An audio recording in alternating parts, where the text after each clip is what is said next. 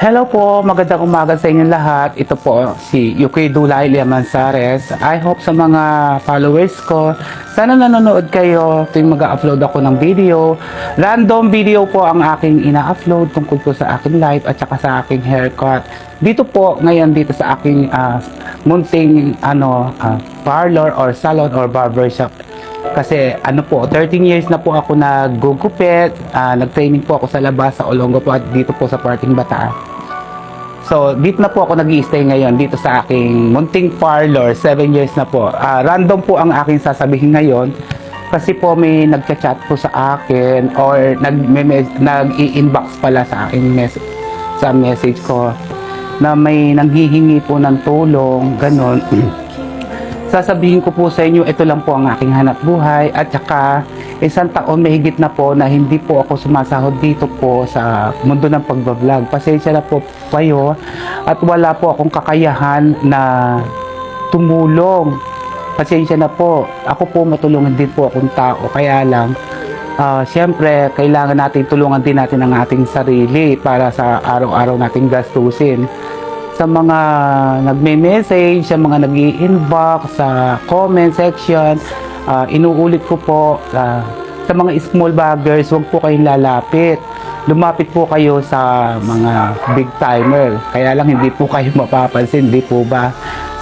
Pagka humingi po kayo ng tulong, masasuggest ko po na sa DSWD kayo kumuha. May mga low income, sa mga basta marami po silang binibigay doon sa DSWD, sa government po kayo lumapit.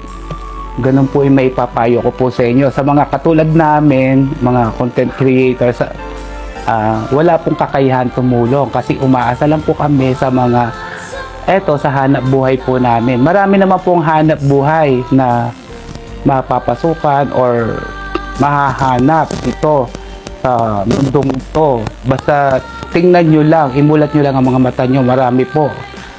Siyempre, mahirap din maghanap ng trabaho kapag hindi kayo qualified. Pero maraming namang hanap buhay katulad ng pagtitinda, pangangalakal, di ba? Isa rin yun sa hanap buhay. Tingnan nyo nga si Diwata, saan nanggaling yun, di ba? Sa baba. O nung hindi niya pa bumili ng bahay o magrenta na tumira siya sa ilalim ng tulay. Hinahalimbawa ko lang po yon. Walang mahirap kung gugustuhin po natin. Kasi po mahirap din lumapit sa ibang tao, di ba?